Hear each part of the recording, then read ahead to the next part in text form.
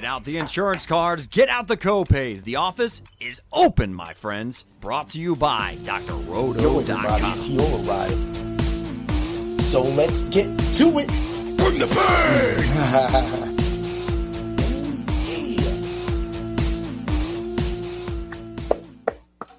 That's the craziest. It came back. Yes, I love it. My computer was like, yo, let me do it. Let me do it one more time. What's up, everybody? This is Heat Override, and I'm ready to bring the pain for you and Dr. Roto this week. Ooh, yeah. What's up, Dan? How you doing today? I'm doing good, man. I'm doing a lot better than last week, man. I was sick last week. I'm feeling good this week. That's good. I'm jacked up. I mean, I'm not so happy that this is the only event, but at least when we get back to UFC next year, UFC 324 is a banger, so that's exciting, man. So it's good that you're having a good week. Apparently, we're going to be going down to Pittsburgh to fight. Well, Molly's going down to Pittsburgh to fight now because they asked us. So I was like, all right, well, guess we got to go. But I can't because this is too close to Christmas, man. When? Saturday. Yep. We're going to the Christmas Kumite in Pittsburgh, Pennsylvania. Yeah. Macy didn't tell me about that. I don't know if Molly really brought it up to her yet or whatnot, but yeah, that's where we're going to be. We're going to go down. We're going to chill out, do our thing. You know, like I said, I'm not competing. It's one of the more expensive tournaments, and, you know, I would have got beheaded by my wife if I actually went and spent the Christmas money on just me fighting the same guys I always fight. Yeah, you don't want to do that. You don't want to do that. No. But at the same time, I mean, there is that other guy, this dentist-looking dude. Okay, so if you do go. Well, you saw him last time. He was the guy that was in my division. Looked just like a dentist, dude, and didn't want to get hit in the face. Probably had his teeth. He was like, "Don't touch my teeth. Don't touch my teeth." Not you'll smoke that dude, man. Yeah, he's definitely gonna be a little bothered when he fights somebody of my size, or of my stature. But I'm not gonna be fighting. They get the look again. But I swear, dude, if that guy tries to sneak one more little comment towards me, man, I'm gonna have to make sure I show up at the Pittsburgh Power and put him in his place. What's up, little JJ? Oh, what's up? How you doing? We got some people. So we are live, everybody. Of course, you know that's how we do it for the Fight Club of Pain. Of course, like all shows, we will have a DFS on DraftKings and for both the UFC card this weekend and tonight's NFL Thursday game between the Atlanta Falcons and the Tampa Bay Buccaneers. So you're going to get that as well, too. And you'll get the DFS Hero simulated lineup with both of those as well, too. So you're winning people. You're going to get some great stuff. Also, at the same time, you're going to be able to, what's up, Alberto? You're going to be able to actually get the free bets, the parlays. Here's some fight theory. And I have a ton of bets. We're going to be doing 3 fights. This one, it's just a smaller card. So we just focus more on just doing the show and then focusing on those 3 fights. Instead of like the big card, next time, we'll be doing 5 fights. And we're thinking about going live. So tell us a little bit about that, Dan. Oh man, I can't wait. I hope we do, but I can't watch my mouth when we go live, especially watching the fights. I apologize in advance. Yeah, and so for me, going live, it like opens up that life. But like if we go live, a lot of you people, if you've not been to Dr. Roto, you want to get to Dr. Roto, use code word WIN and join today. You'll be our rich friend. So the reason why I bring all this up, we're doing good, Alberto. How are you today?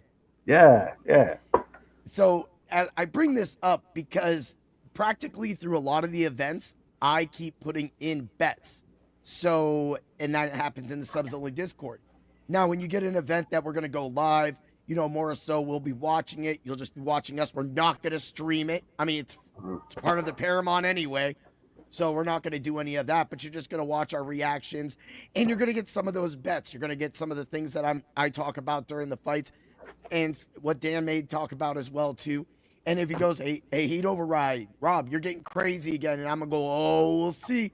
And we're going to see if we can nail some knockouts, man. But we were hot again last week, Dan. Yeah, man. That injury killed us. That injury killed us. Oh, dude. Pantoja going down killed the 5 legs. So last week, I had my money line go 3-2, still returned. It was about, so like, if it was like $2, I ended up being able to return 280. So like out of all the of like different levels and legs, that's just kind of like the easiest way to go. So it was still positive with the 3-2. I went 4-1 on the parlay, the 5. Yeah, it was the parlay of pain. No, it was the 5 tastics. The 5 tastics went 5-1 or 4-1, and the losing line on that was Pantoja, and then of course a 5-0 for the parlay of pain. So it's one of those things that we just keep putting together and putting together these stringing together these constant wins, going 12-3 on just those suggested things, and those you can only find in the subs only Discord at Dr. Roto, other than the parlay of pain, which will be at the end of this show. So I'm feeling a little excited. Before we get into it, I want to say welcome to everybody. We do definitely love that all of you people are watching us and supporting us. You got to tell your friends, man. We literally were on fire. Bro, I know that Joshua Van won the title with the injury, but the plus 1,800 for first round knockout with Joshua Van was so sweet, Dan. Man, that shouldn't have even been a thing. Like, it wasn't even a knockout. It should have been a doctor stoppage. It should not have been a technical knockout. It should have been a doctor stoppage. I completely disagree with that. All of that. I agree. You know what? I thought about that myself too. And then you got Van going, well, he just didn't break his arm. I pushed him. It's like okay, but so you do think that was so then that would consider that a no contest, right?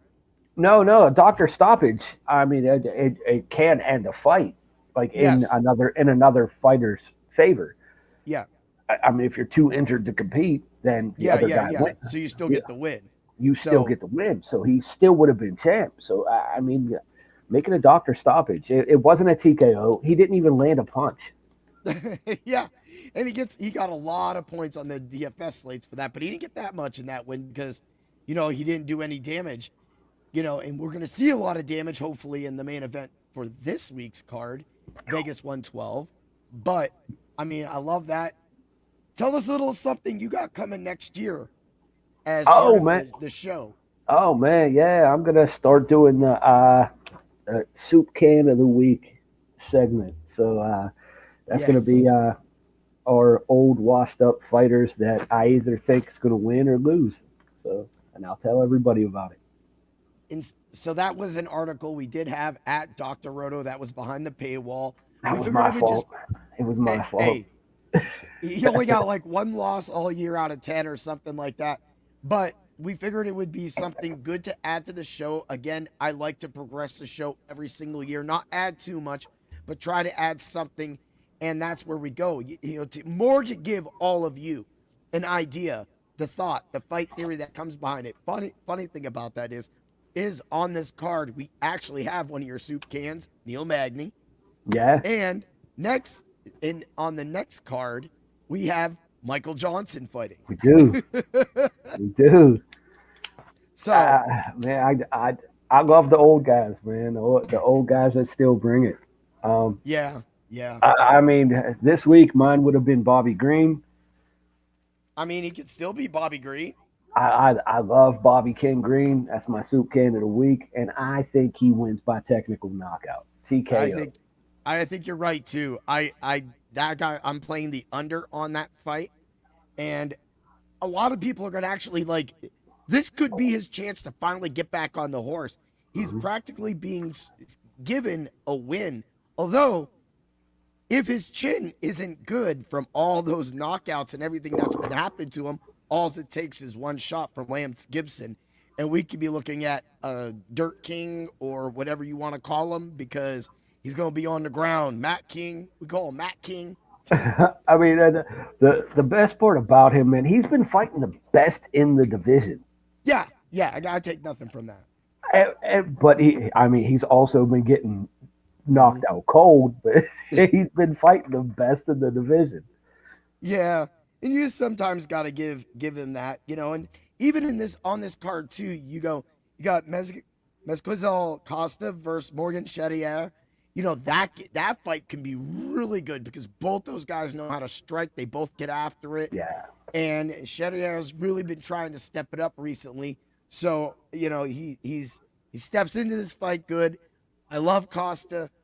I love Charrier. I have not officially made my pick or side yet, but at the same time, I've already got, I'm starting to get into the bets. I was kind of waiting for the bets to come out a little more so that I could string. That's what kind of made the parlay of pain. I feel a little weak this week.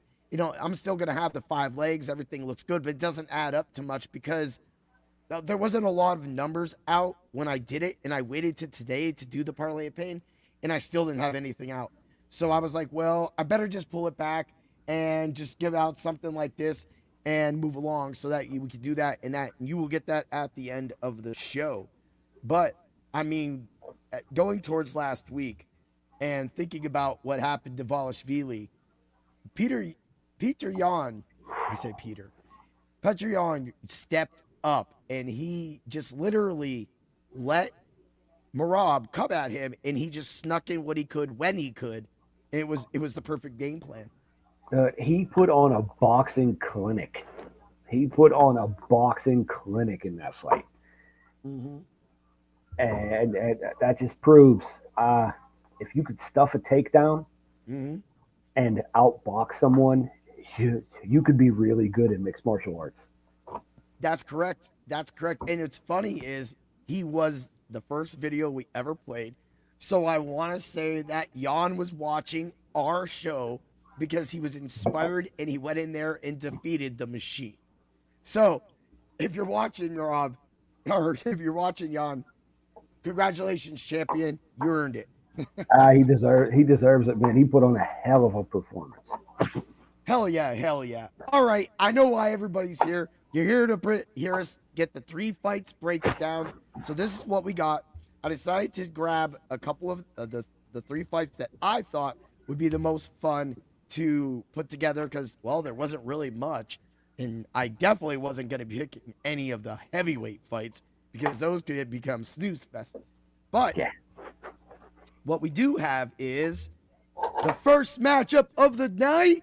We got Amanda Lemos versus Jillian Robertson. Dan, talk about it. All right, I'm going to talk about Lemos first, man. She's the number 5 strawweight in the world. She has a 3-3 record in her last 6, and she alternates in between wins and losses. She's trying to bounce back from a decision loss to Tatiana Suarez. She's a very active fighter on her feet, and she uses her movement well. She tends to outpace everyone she fights, and she uses her constant striking and chain wrestling she uses chain wrestling at the end of rounds to win that round. She's a savvy vet, and she knows what it takes to win because of her high fight IQ. Robertson, she's the number 10 strawweight. She's won 6 of her last 7. And she's riding a 4-fight winning streak, all by stoppage. The 4-fight winning streak, all by stoppage. She's a BJJ savant, and she uses different techniques every fight. She also competes in grappling tournaments, so she's always evolving that skill set. Her stand-up gets better with every fight, and she knows how to get inside of the pocket, throw a combo, and transition to a takedown. Woo! Hot shit, man. That's the way we like to bring the pain. Woo! All right, man. I got it all, man. You were right with Amanda. You hit it right on the button. She is definitely the better of the 2 boxers, which when we get to the numbers will show. Also, I love the way you added in the chain wrestling at the end of rounds to try to win that round. And that could be key in this fight because even though Robertson is dangerous, she, her hands can do stuff. I don't think she's going to definitely want to stay on the feet that long. She's going to want to get it down and try to get the top position to try to hold Lemos down, which is Lemos's kind of weakness. Yeah. But if Lemos can somehow defend the takedowns and keep it, now that's going to be hard, But if she can defend the takedowns and keep it on the feet, or make it to the point where if she is taken down, she has somewhat control, or she's the one doing the takedown on Robertson, then that's going to give her a positive in that thing. What do you feel about that? Do you think that Robertson's going to be able to hold Lemos down? Yeah, I think that's the game plan, man. She goes in there, and I think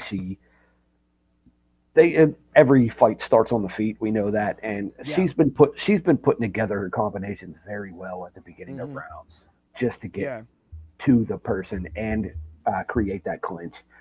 So I think once that clinch does happen, I don't think Lemos has the skill set to get away from Robertson. I agree with that too. In a few of Lemos's fights, going back doing the fight theory and the fight research on that. When you look at Lemos's fights, she has been able to slinky herself out of stuff. But the thing is that Robertson is so aggressive once she's down. Once you're down on the ground, it's not just about slinking out. You have to then pay attention to her submission game, and that's going to be deadly. Yeah, it's not just about scrambles with Robertson. Once she takes you down, you scramble and you get up. With her, she always finds a way to keep you there. Yeah, and I think that's the dangerous. So before we get into the picks, let's look at some of the numbers. Now they have distance, no, negative 148, knockout plus 310, sub plus 160. So you can already see where it's kind of going. Now, if you go over to the Robertson side, knockout and sub is a plus 125. I like that action. That action's real fun for me. And sub and points at negative 185 on the Robertson side will give you coverage. So either the sub happens or the points happen, plus you get wedged with the knockout. You'll be able to make your money back. Now, the first and second round sub prop for Robertson, at the time I wrote this down, was a plus 300. I do, because this is, a woman's fight, and it means a lot to the division. This is a big one. If Robertson can defeat Lemos, then Robertson can start talking about title run or a title shot if she gets another win. But this could be the one. Before I break to the other numbers, I see you commenting about that. What do you think about that? No, you figure it's number 10 versus number 5 right now. So if Robertson's number 10, if she wins this fight, she at least takes that number 5 spot. Yeah, I agree with that. So money line and distance, yes, is a plus 234. Decision no bet is a negative 280 on the Robinson side. I love all that, but I also love Robertson running out right from the go, getting the takedown, and getting a round 1 sub for plus 600. The under on this, under 2.5 rounds, is a negative 112. So there are many ways you can play this fight and take advantages while covering yourself with that parlay of the money line and distance with the sub and the points as well too. And then throwing in the knockout sub, and you'll have action all over.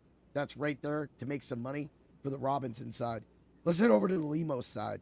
We got knockout first, second round, plus 900. That's too juicy for a striker that is the better striker in a fight. If she can get lucky, maybe Robertson slips coming in. Lemos does throw knees in some of these positions. That will be that's big for her. But if this goes the distance and she's able to defend most of the takedowns and win some of those rounds the way you said, she gets up, the round's about to end, she goes forward and she makes the judges feel like she won that round. Moneyline distance, yes, is a plus 305. I also like Lemos's decision no bet. Plus 205 goes the distance. You get your money back. No finish that. Now, knockout and points, plus 200. But round 1 knockout. I don't think this fight goes the distance. I don't want this fight to go to distance. But at plus 1,500, you could bet I'm putting a 25%. I'm putting practically a quarter of a unit on that bet. I'm going to play most of these bets. Dan, who you got? I got Robertson winning by second round submission. I think it barely gets out of the first round. And I think she submits her in the second round. I love it, dude. I love it. This is one of those fights that just for me screams I want to finish. If you we say this constantly. When this comes to fighting and this comes to ranking and this comes to popularity, that's a big thing with the UFC sometimes and Uncle Dana. You want a finish that leaves a statement. If you can get the second round finish for Robertson is a plus 850. So you're going to be covered all around. You got your first and second round sub just to get that action. And then if you want to play the Robertson side heavy, both points and the sub, then just pop over there and just hit the decision no bet on Limos' side for plus 205 and throw a full unit on that. And then that should cover all your other units. But don't forget that plus 1,500 first round knockout because that's juicy. All right. I'm going to pick Robertson as well, too. And I agree. I think she gets the sub. And as you already said, I like the sub plus 160. Another thing about this fight, too, the points at the time was a plus 110. So you literally could play a quarter of a unit on knockout. You could do sub, whole unit, points, whole unit, and you would win all your money back. And you'd have a shot. And then you throw that in with the rest of this stuff. For more information like that, you got to get to Dr. Roto and ask us how to play that. But if you don't understand how we just said to play that, then you need that's why we're here. Got anything else on that fight, or you want to move along? No, man, I actually really like that fight. I was glad you chose that one. Thank you. I'm a fan of Robertson. I really am. Yeah, I am too. She has won us money this year, and you know that right there. It's more than just money. It's about like we're seeing her up and coming. We're seeing her apply that pressure right now, and she is the record holder with 9 submissions. So yeah. Let's get 10. Can we get the 10? Can we get Perfect 10? 10? 10. That's it. Let's get that money. That's what this show does, people. We nail finishes. Even when people want to roll up in here and argue with us that there's not going to be a finish, there is a finish, and we get to always run our mouths. But, you know, that's what we do. All right. Let's get to this firecracker of a next match. We got Giga Chikadze versus Kevin Rose. Dan, talk about it. All right, I'm going to start with Chikadze, man. After starting his UFC career at 7-0, he's fallen to 1-3 in his last 4 fights, and he's looked flat in every one of them. But he is a polished and creative striker, throwing punches and kicks from awkward angles, but he lands them with deadly precision and accuracy. He packs power, but we haven't seen it in a few fights. He hasn't really landed clean. He needs to find his old self and put out that constant pressuring output. If he does that, Giga's a dangerous man in this division. He really is. Vallejos, man, he's currently 2-0. He's making his 3rd UFC appearance this weekend. He's equally skilled standing and on the ground. He's dangerous in every area. He has quick hands, and his boxing in the pocket, he packs some power. He's a good wrestler, but doesn't usually use takedowns. He uses his takedown defense. He has speed, youth, and an iron chin on his side in this fight. Woo! That's on fire. That's how you be on fire. I totally love this. The Giga kick, everything that's going to go on, he's going to come at him. And what I love about Vallejos is that his gutsy thing. He is a small dude. And that is going to be a problem in this division for him. He's only 5'7". He's only 5'7" in this division.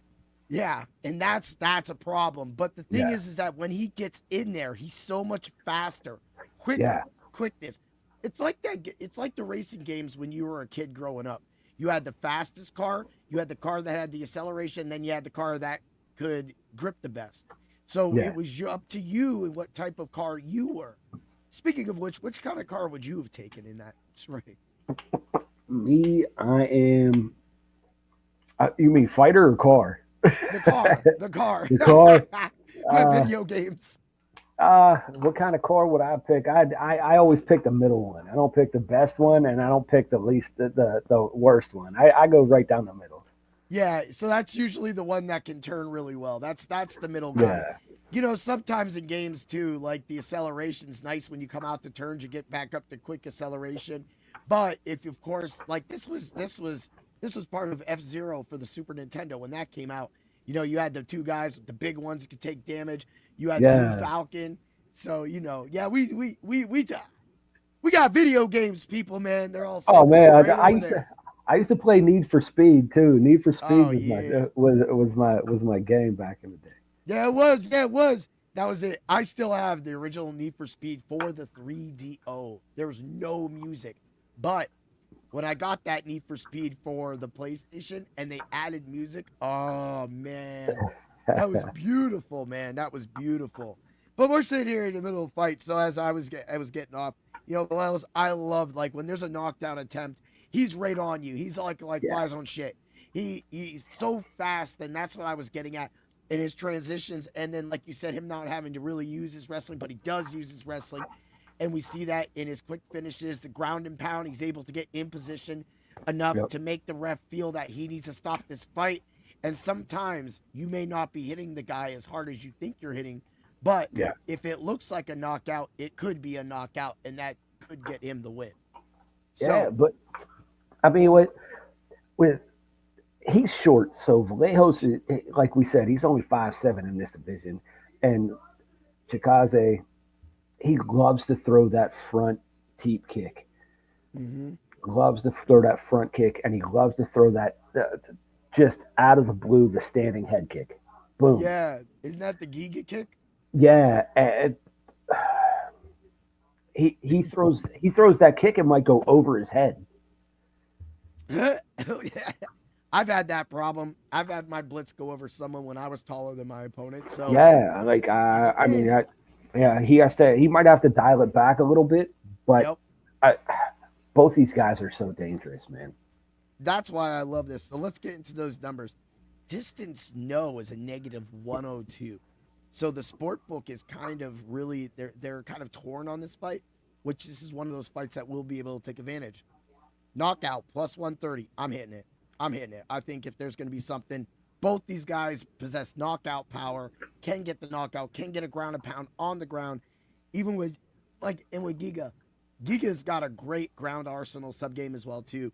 So, but the sub's only a plus 1,000.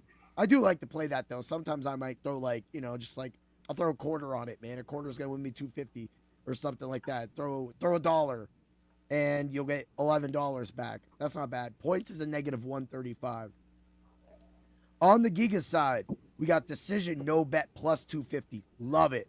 Right? Knockout and points plus 250. I think that's Giga's best play. Moneyline distance, yes, is a plus 384. Now, when we get over to the under 2.5 rounds plus 120.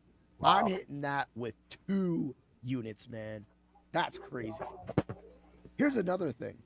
Giga knockout, Vallejos points, negative 110. Now let's get over to our guy, Kevin Vallejos, right? We got decision no bet, negative 350. I'm fine with that. Knockout and sub, plus 155. Yeah, I said sub. That's why I got the sub written down, plus 1,000. You know I'm hitting it, people. All right, we got money line distance, yes, a plus 132. But I'm going to tell you something. Knockout, first, second round. Kevin's coming in here to make a statement. Plus 280. Sub, second and third round. Now, you know why I'm doing this, people. I figure that if they're going to get tired and they get to that point and Kevin gets the opportunity to try to sleep, I want the action on it, plus 2,000. But don't get it wrong. Don't get it dirty. Round 1 knockout for Vallejos is a plus 2,700. He's going to come out blazing. And that's why when Giga gets him out of that first round, Giga's knockout for second and third rounds a plus 1,500. But you don't think I got a round one knockout for Giga plus 1,500. I want to see these guys run to the middle and kick the shit out of each other and nail one of those first round knockouts. What do you think, Dan? This fight's a striker's dream, man. It really is. It's gonna be a kickboxing match. Yeah. But Yes. Giga has fought the better competition in the UFC. Yes. I mean, he has a win over Cub Swanson, which is one of my all-time favorite fighters. Woo! Cub Swanson. Cheers to that man. So, I mean, he does have a win over Cub Swanson. So,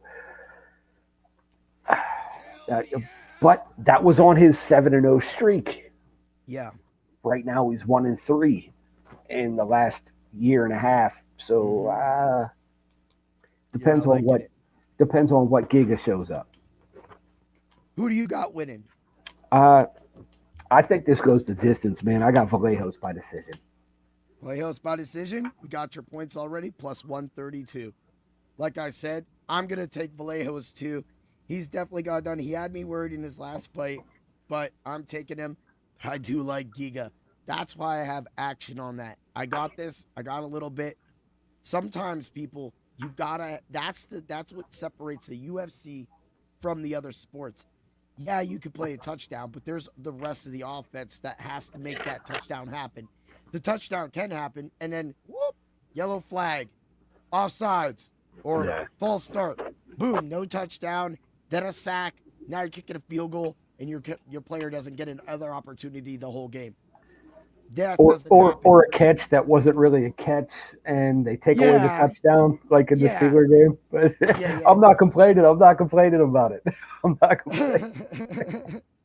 But hey, things happen, and with that, we get some shady finishes with the UFC. But guess what? This is why I feel, again, the UFC betting and going into next year, the UFC DFS as well too is unique. It's different. It just adds a different kind of challenge.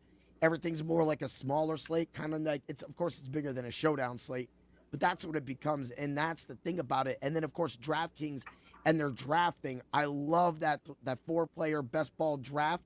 So for me, that's what makes this fun.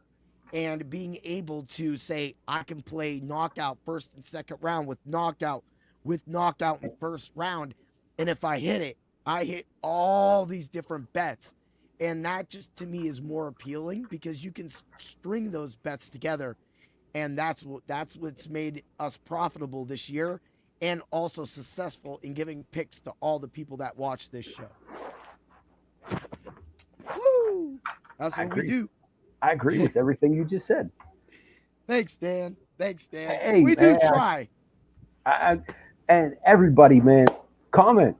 If you don't like what we're saying, let us know. Yeah, if you don't, or just pop in, give us a share, like, follow Dr. Roto, and Heat Override on the X. Follow Bring the Pain. This is what the product we're giving to all of you. We're trying to show all of you that you could just be more than picks. You could string things together and you can attack the UFC betting differently, and it's just fun. Maybe some weeks we throw money out, but not with the round robin, not the way we talk about how to protect yourself with the round robin. Because when you get somebody that gets a big finish or a plus 400, I wish I would have had that Josh Van plus 1,800 in one of my round robins, dude. Oh man, that would. He didn't even win that fight. he didn't land a punch. He didn't land a punch. Not one. He gave a good shove. Shove. He went like this. Get off me. Get off me. I don't like your foot next to my mouth. Down you go, sir. And there he went. Hey, Pantoja will be back, though, man. Now, that's actually a long-standing injury, man. It was from a motorcycle accident a few years ago. Okay. So, yeah, he shattered. I didn't know that. Yeah, he shattered that arm in a motorcycle accident a few years ago. So when he landed, I guess it just popped everything back out. Yeah, so, and that's what makes this next fight big and very deserving because, again, last week with Tyara and going on, which, by the way, I do want to say I want to give a shout-out to Connor Seifert and Julius Juicebox Walker for coming on Bring the Pain, doing some interviews. That was really cool, talking fight theory. Great interviews, man. And I want to join in on one of them. You will. So you got to the Connor one? I did. I watched some of it. I didn't watch all of it yet. All right, then I don't know if you did you get to the point? I'll just let it out. Did you get to the point where he goes, "Oh, you're talking fight theory"? No, I didn't get to that point. Okay, I just broke that out, dude. It's gonna catch you, dude. The minute Connor goes, "Oh, you're talking fight theory," I go, "That's what the Fight Club of Pain does. That's what we do on this show. We talk fight theory, and that's what we provide." That a lot of people in the antics, of course, the antics back and forth, that we provide, that some people don't always have the best option to provide. I agree. But I will say before we get to the main event, UFC should be on Sirius XM Fantasy. This is why everybody watching. That's why we ask you to like and share. We want you to call in, tell Sirius XM Fantasy that the UFC, under their new deal, you're looking at about 43 weeks of action next year. It's action that's practically better than every other sport. Both giving you a betting action every single week, being able to find an edge with a show like this every single week gives you a chance to continuously make money and hit it big when you take that chance. And that's what we want to provide, Dan. I agree, man, and we're going to carry that flag. We definitely are. And you can get that at Dr. Roto, or you can get that by watching this show.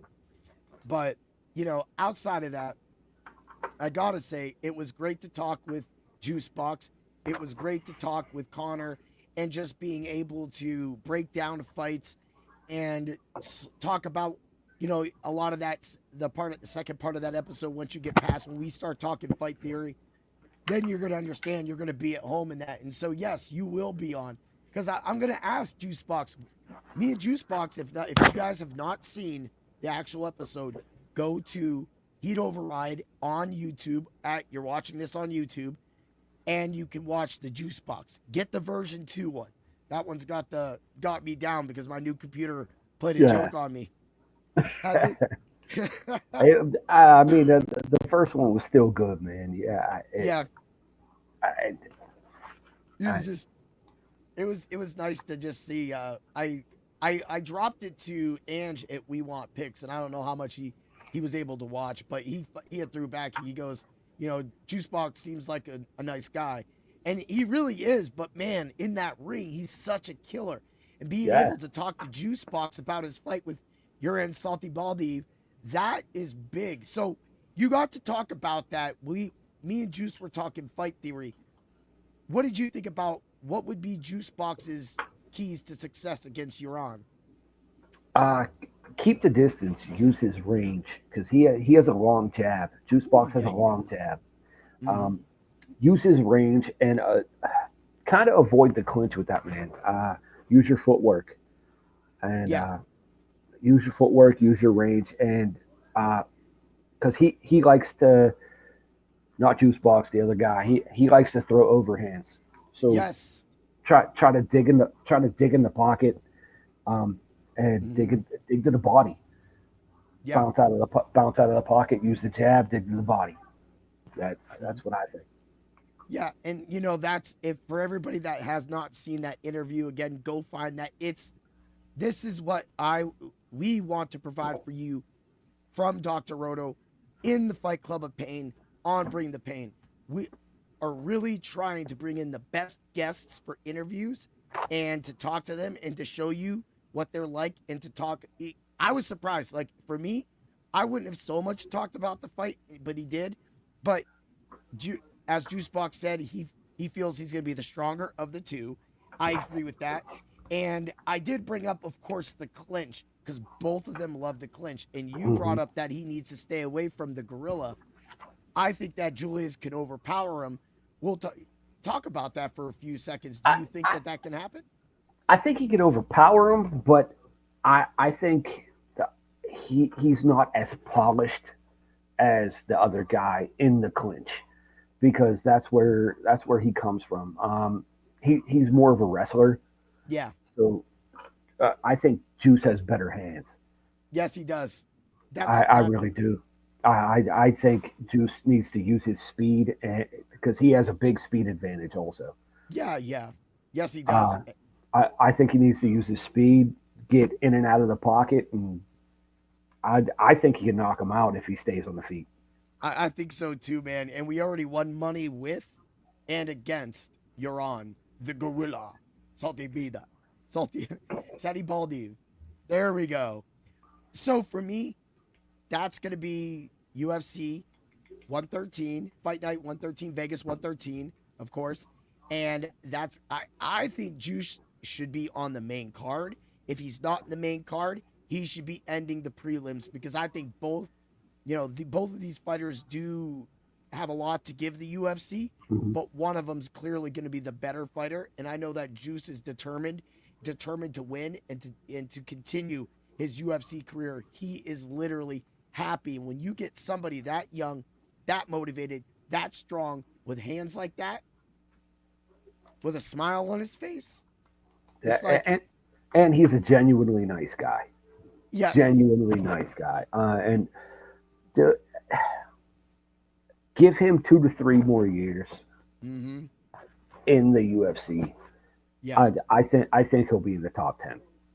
I agree with that, and maybe a title shot one day. So again, people, this is what we want to provide. But you know something else we do provide, Dan? You know a little bit of what we talk about in here. Sometimes we get a little rowdy, Yeah, we like a little bit of the highlight. We got a main event, just like the WWE this week in the Saturday night's main event. Ooh, yeah. John Cena's gonna spotlight with Gunther, and John Cena's gonna end his career on a high note. Ooh, yeah. In this corner, we got the Mad Bomber himself, the guy who went toe-to-toe with the champion and lost his chance. Will he gain another chance? Brandon Royval! In this corner, we have the man that likes to take breaks, miss fights, and beat people up. Manel Kape! Dan, defend your fighter. All right, so I'm going to start with the John Cena salute, right? Brandon Royval, man, he's 2-1 in his last 3 fights, but he's getting... He got the better of Brandon Moreno and Tyara. Plus, he put on a Fight of the Year candidate against the new champ, Josh Van. Brandon Royval is chaos personified. He's a nightmare for anyone in a 5-round fight. His pace, awkward style, and willingness just to crash into clinches, it's going to make Kape fade. And it's going to make him uncomfortable and force him out of his counter-striking style.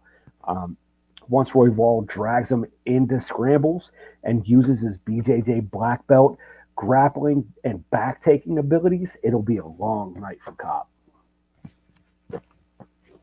I'm defending Manel Kape, a.k.a. Manuel Pedro Gomes, Starboy.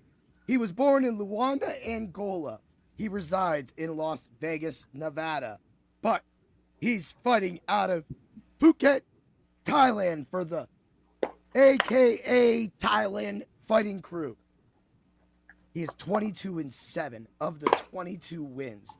He's got 14 knockouts. He's got 5 subs, 3 decisions. This man has never been knocked out. This man has lost twice to subs, twice. And he has 5 decisions. We're talking about the former Ryzen champion, the former KOC bantamweight champion. When he was at Ryzen, he actually had a chance to fight Haraguchi, who fought just recently and won. Haraguchi was hurt. He could not fill in. In stepped Kai Asura. And in that fight, Manel Kape's blitz was able to finally put away Ascura the way that my client hopes to put away Brandon Royval. I love those sets. I love those sets we do. So let's talk about this fight. I agree completely. I got to watch Royval fight live with Van in that last fight, and I simply fell in love with that high attacking. That's the way I train a lot of my people that I fight with in point fighting. I teach them to be active, to keep the hand out, because you never know if someone blitzes, boom, you'll hit them with the overhand, right? At the same time, I agree with you about the BJJ on the Royval side. I don't think Kape wants to take this down, but Kape definitely can get the sub himself.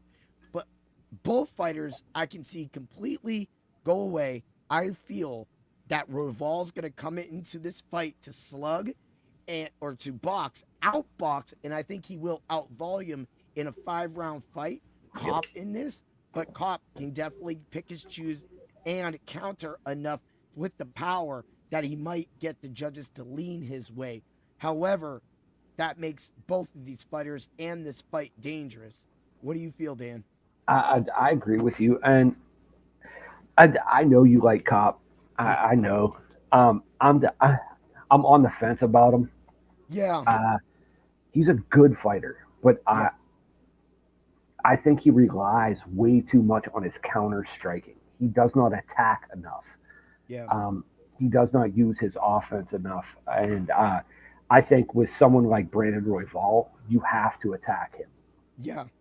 You can't be second to him, because by the time Royval throws 3 punches, you're already in the clinch.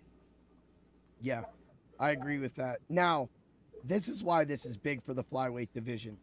If Kape wins this, now, speaking with Juicebox is hearing that it's going to be Taira versus Van in Japan.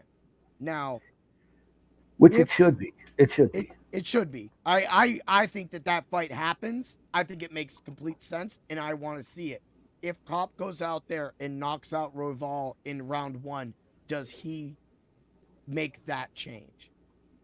I don't think so. I think Kape needs to do a little bit more and show up for more fights, because he's backed out. He's backed out of a few. He's been hurt in a few, and he missed weight. He missed weight once or twice. He needs to be a little bit more disciplined.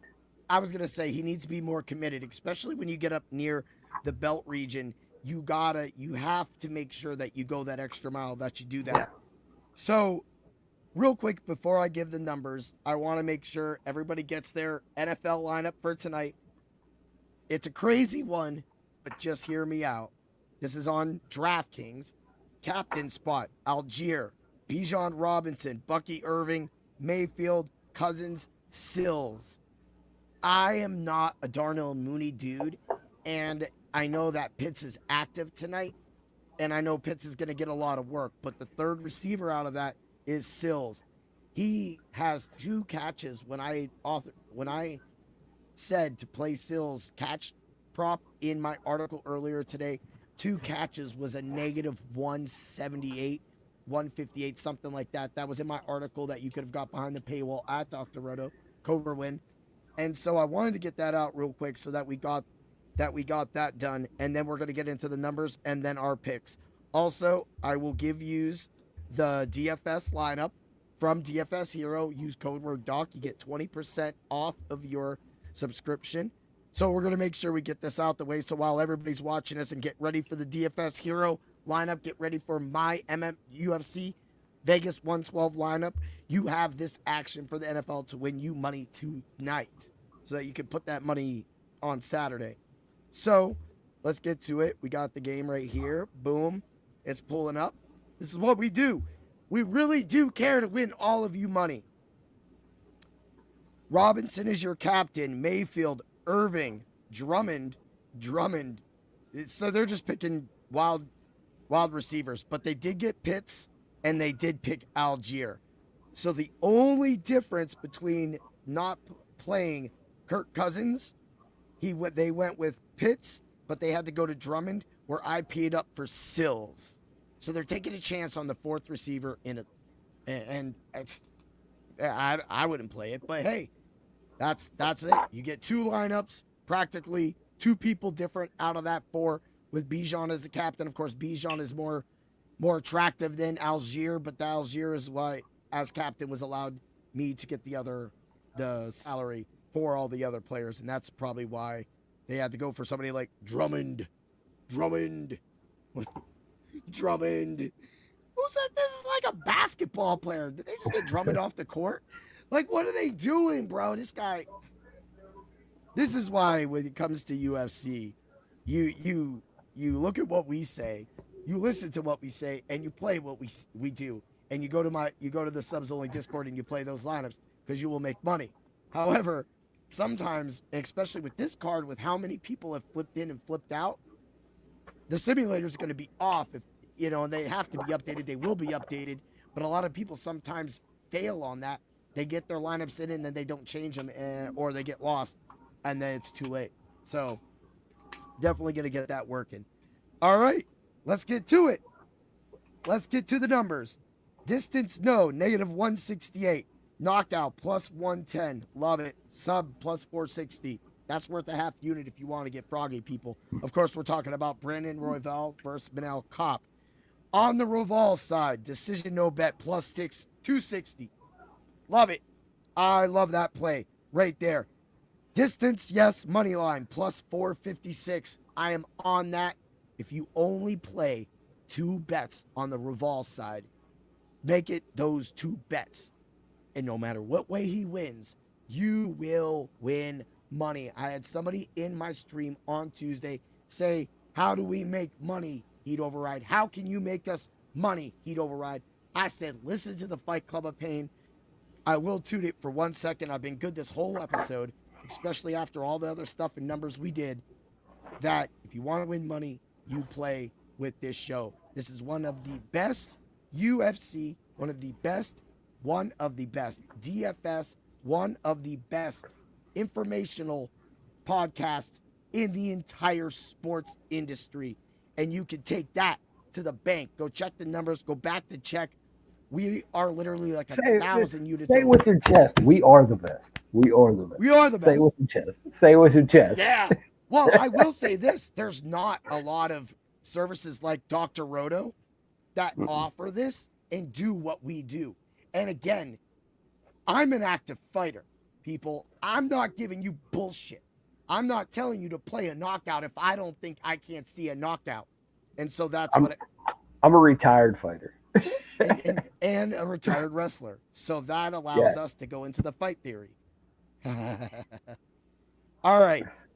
I got Royval trying a sub in the first, second, and third round +1,600. We get crazy on this, people.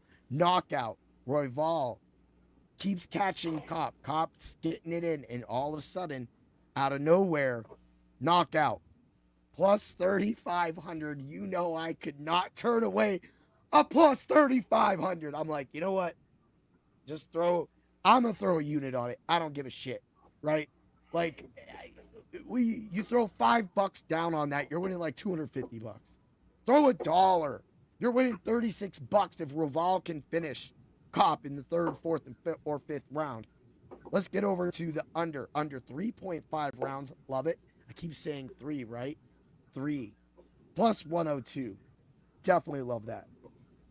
Over on the Kape side, also, I did want to say this is another fight. Points is +125. So again, if you play this with your units correctly, you'll make money no matter what outcome this fight is. You just gotta listen to us. On the Kape side, we got distance, no, money line, -102. We got knockout and points, -230. We got knockout, first, second, third round, +230. Knockout and sub, +100. Decision, no bet, -370. Dan, what do those numbers tell you? It tells me that everyone thinks this is going to decision. And who do you got winning?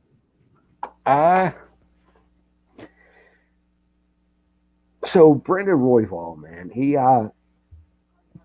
he's fought the better fighters, and he's fought the best of this division. I mean, he has wins over Brandon Moreno and Tyara, and he only lost by 1 point to Josh Fan.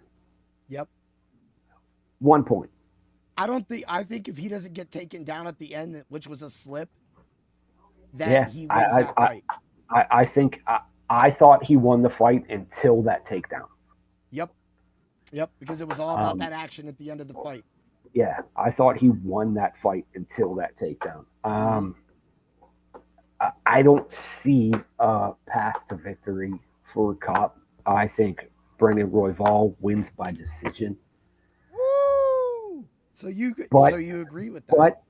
But I also really, really like the 4th round submission by Brandon Royval. Ooh, all right. Let's get that 4th round submission. So you see, this is why. So I went with the knockouts late. Normally I'm a sub guy late.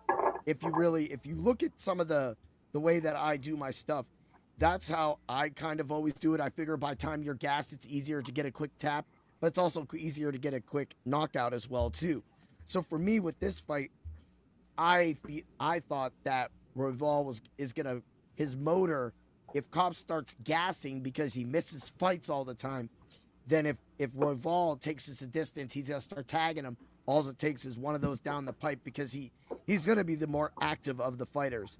So Royval in submission, 3rd round. You said 4th round? Fourth round, plus 4,000. Plus 4,000. I love it. That is crazy. Woo! This is gonna be the only fight that we're different on. Because I, of course, am gonna pick my boy Manel Kape, and I have him 3rd round win is a plus 900. When I said earlier the action happens in the 3rd, that's why I feel the action. Now, to also back up Dan on what he just said, now you know me, when I go into the submission rounds, I'm going to do the 3, 4, 5 Royval, 1,700. I like that as well, too. So, people, we do give you a lot of bets, and some people have brought up, not many people, but have asked, how do you play these bets? So, for me, if you watch our over this past weekend, I had over 40 green screens, and we caught I had it was insane. But the thing is out of all these bets that I had, what was one of the I thought was better one was Emmanuel Torres. Manuel Torres decision no back plus 188. Manuel Torres first second round knockout plus 380. Either fighter to win in the first or that was that other one. That was my Chris Duncan, my Chris Duncan love fest, which is another thing. Chris Duncan, fight, go to distance, no Chris, negative 140. How fight will end, submission, plus 140. We recommended that. Chris Duncan, by submission. Boy, did we call that. Boy, did we call that one. Yeah, dude. I mean, we had submission, plus 340. Either fighter to win, first or 3rd round. Talk about that a little bit, Dan. Oh, man. He jumps the gilly, man. He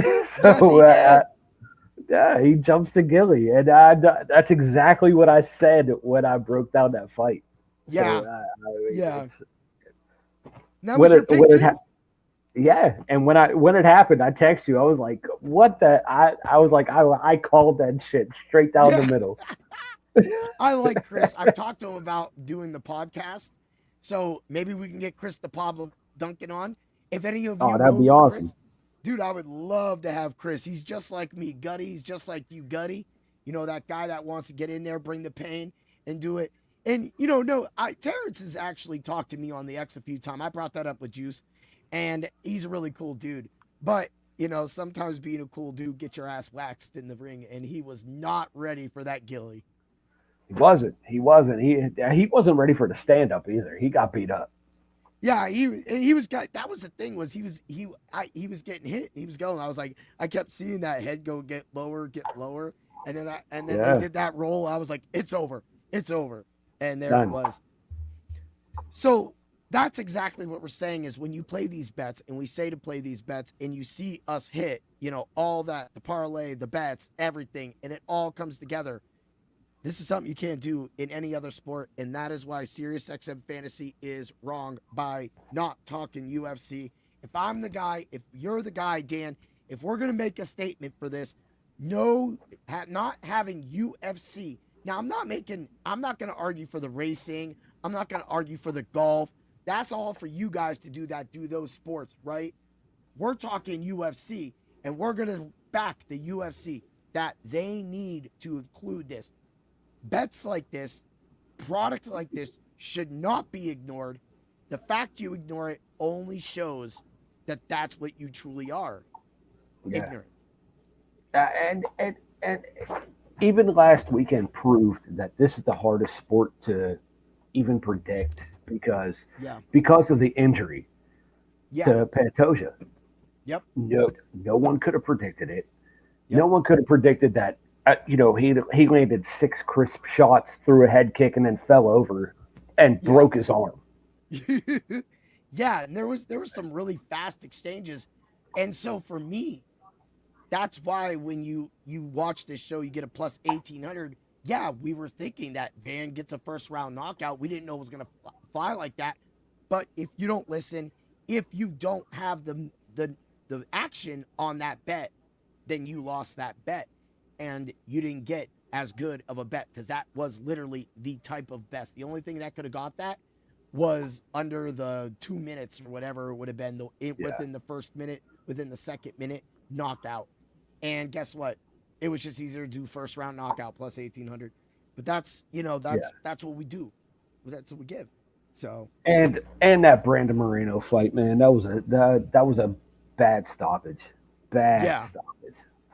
So, I'll throw it out for everybody. One of the parlays I did put in there that was a plus 2194 was Myron Santos money line under 1.5 rounds for Abdul Malik. Got that at a negative 182. They screwed up on that one. Thank you. I had Elon Baranowski knockout sub negative 133. Jalen Turner knockout first second round plus 126.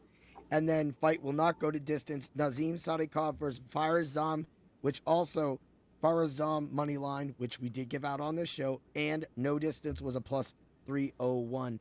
Knockout on that fight was a plus 200. I have all these because I made all these bets. People give you green slips. We give you a green album. There's levels to this shit, people. There's just levels. All right. Let's get to my DFS lineup real quick, and then I will get to the parlay of pain. So we'll do the DFS hero lineup, and that's Kape, Buchecha, Croden. I love Croden this week. I love Croden. I don't care if she wins or lose. She could just keep boxing the shit out of Luana Santos, and she can easily win that. Plus her price on DraftKings is straight crazy. Shahryar, Asplund, love it, and Bleda. I like the Bleda pick too. And I think that fight could go under too, but sometimes you never know with these women fights, man. They get a little crazy and then they go distance and then you're putting money under. But we did have Macy Barber distance and win last week, so we got that. I went a little crazier. I have Croden, Kape, Vallejos, Bleda. I went with Olesijic, and I went with yo boy, Neil Magny. I did it, dude. I did it. I'm telling you, he's the ultimate gatekeeper, man. He is the ultimate gatekeeper, and he's probably gonna die in this fight, right? He's probably gonna get knocked out, or is he? Is he? Because everybody loves Amosov, and I'm picking Amosov as my pick, right? Yeah. But DFS wise, I'm gonna pick Kape because I was able to get that lineup, or not Kape. Well, of course, Kape's on it. Magny, Neil Magny, yeah. Magny can go the distance. Just go the distance. He's a veteran, people. He is a veteran. His volume. Talk about it, Dan. Dude, he in the welterweight division, not too many people throw as much volume as Neil Magny. Yeah. He always sticks that jab. Always sticks the jab. And he always throws more than one punch combinations. He never goes for a knockout punch because he's not that guy.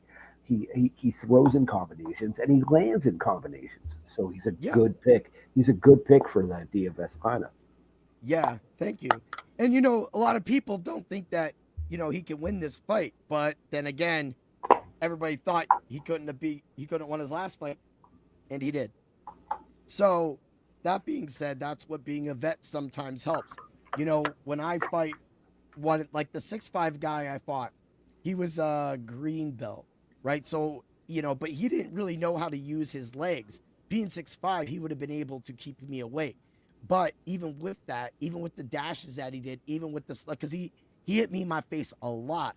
But the problem is I was going to the body and then going up to the head, but I was so fast. There's this one part in this move. I do a fake kick and I blast forward so fast, and I go right through him, and I hit his body as I come through. So again, that's something that somebody that's been in the ring longer, more times, can do that. Now, I'm not saying that Yaroslav can't win this. And when we go to the fight, the distance on this is a negative 150. How the fight will end is a plus 150 on the sub side, and to plus 330 on the knockout points is a negative 110. So even like if you take points and Magny, you get a plus 499. But that would be based on that Yaroslav wasn't able to get him down and able to strike at the tempo he is. But Magny, as you said, is a great play for DFS, because if he does go the distance and loses, he should have enough volume and action to get it, because like we saw, you can hold him down, but if he gets a chance, he will reverse on you. So that for me is the chance that I'm taking with my DFS lineup. Dude, he's a savvy veteran, man. Yeah. He really is, and that's what he is. I mean, he'll never be a UFC champion. No, he's a gatekeeper. But he's the ultimate gatekeeper. He's the guy you beat to get into the top 10. Yep. And I know you picked Royval, but I think that's going to be Royval going forward. And I'm fine with that, because I think Royval's a future champ. I want to believe it. So, when we did our futures, that was really crazy. So I haven't did it yet, but I'm definitely going to go check, because the Tyara, Van, and Kape, and Royval, I think all four of those bets are worth having, because they're all going to be in the positive. And you're going to be able to hedge yourself. Of course, you're not going to get this money until 2027, people. But at the same time, you're going to be able to get that money at some point. And so you have that money with Kape. You're probably going to get a huge thing on Royval. So, do that quarter of a unit. Kape, I think Kape could go in there and win a championship. I think he has potential. So I'm willing to put a unit on Kape. And I'm not even looking at his numbers, but I probably could go look at that right now, because I don't think they do the futures. But while I go on with that right there, to me, and then of course Van retaining through that. But here's the thing: once Pantoja is good, he automatically gets a shot. So I feel that there's only going to be one or two defensive fights before Pantoja comes back and then claims that title from any one of them. This title might change hands twice before Pantoja comes back. That's right. Yeah, I mean, that could, and that's no. I think Van's going to do great. And that's not a diss on Josh Van, but the top of this division is so good that it really could change hands multiple times before he comes back and just takes his crown. Yeah, and for me, right now, as I'm going down right now, they don't have the flyweight as an option for a future for DraftKings right now, because I did mention that on Tuesday. It was up. We talked about that. We have that bet, but all right. Because you have Brendan Royval. He could beat anybody in this division. Brandon Moreno can beat anybody in this division. Tyara can beat anybody in this division. Yeah. I don't think Kape's at that point yet. I think he'll get there, but I don't think he's that seasoned yet. All those other guys, man, they fought wars. And that's that whole division. Yeah. That whole division has fought wars, and I don't think Kape's built to fight a war. Yeah, yeah. So All right, let's get to the let's finish up with this. Well, before we finish up, let's get the parlay of pain out. All right, is everybody ready? You play this. I know this isn't going to be the numbers that you want, right? I know this isn't going to be what you're looking for, but these have a chance to happen. The parlay of pain, 5 legs, round robin 5. If you need to know how to round robin, Dr. Roto, people, right? Let's get to it. We got Fry. The Fry fight. Knockout for both fighters, -310. Hit that. The Asplund fight. Knockout and sub for Asplund. I think he gets it done. -175. Brings it up to a +107. Magny. Distance, no. -150. Love that number. +246. Boom. We're going to go with the Buchecha fight. Decision, no bet on Buchecha. Brings it up to a +106. Again, I didn't have a lot to work with, but what I did have to work with, and I feel confident with every one of these bets, is that. So you got your 4-leg at a +606. Then I went with the Almeida fight, and distance, no, was a -260. It's a safe +878, but most of this should happen.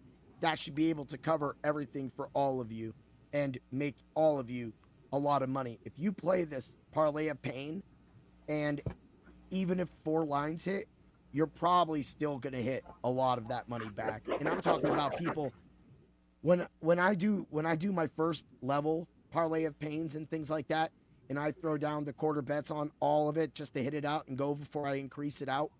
Before I do that, I mean, I'll be out the door for like $8 or $9, but I'll lose like 1 fight and I'll get 40 or 50 bucks back.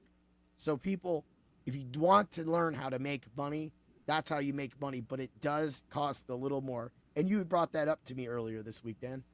Yeah, I did. The round robin, man, you have to spend a little bit more money to round robin everything. And,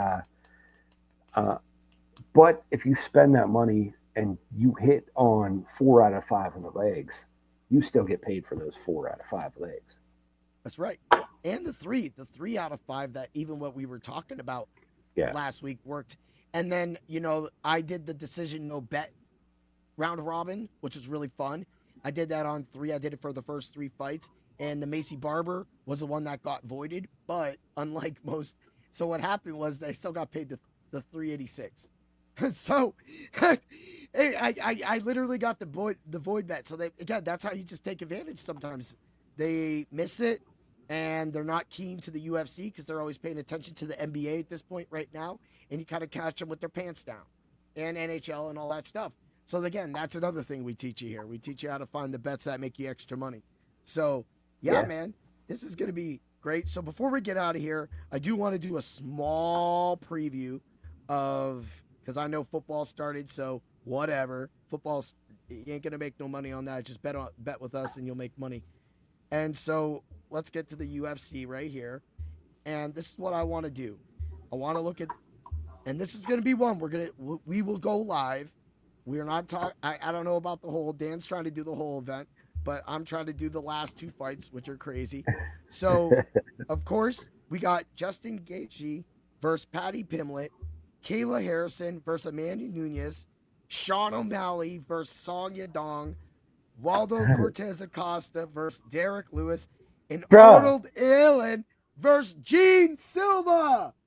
Woo! Bro, we got to do the whole card. We got to do the whole card. Yeah, dude. That whole card is stacked.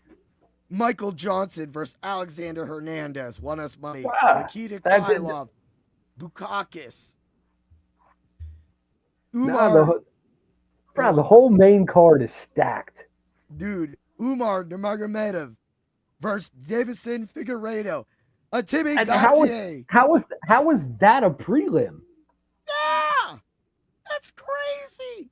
Like, Umar wins his fight. He should probably start getting talked about getting a title shot. He should have the next title shot. I agree with that. That dude, he beats him down. He gets that title shot. But Timmy Gauthier versus Andre Puliev. Love that fight. Alex Perez versus Charles Johnson. Another crazy Yeah. fight. Great fight. Dude. And then Natalia Silva. We got Thug Rose. And then you got Josh Hockett and Denzel Freeman. Yeah. I mean, that whole card is crazy good. There's not one sleeper fight on that card.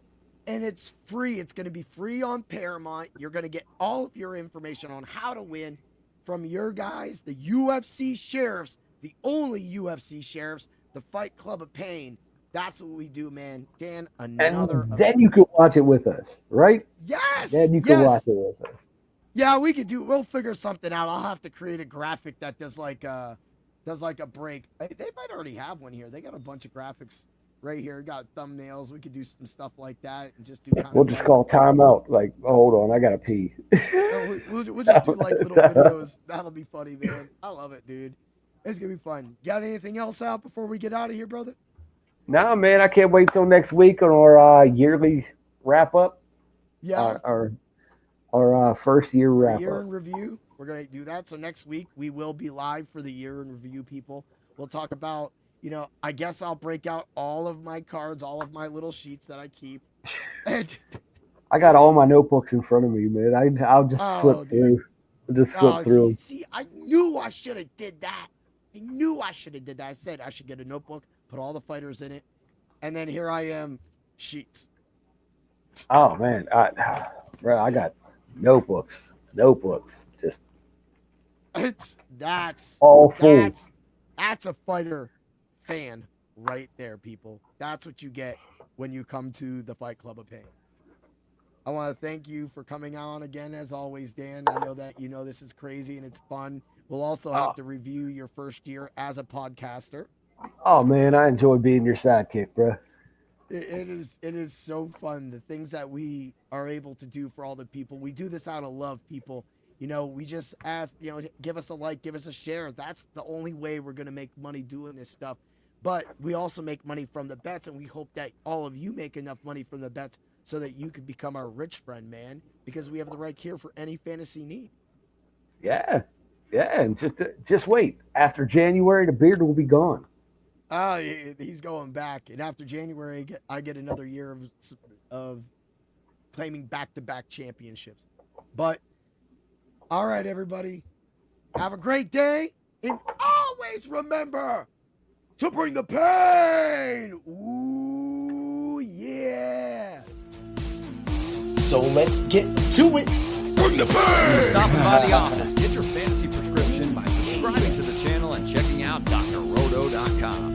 Until the next visit,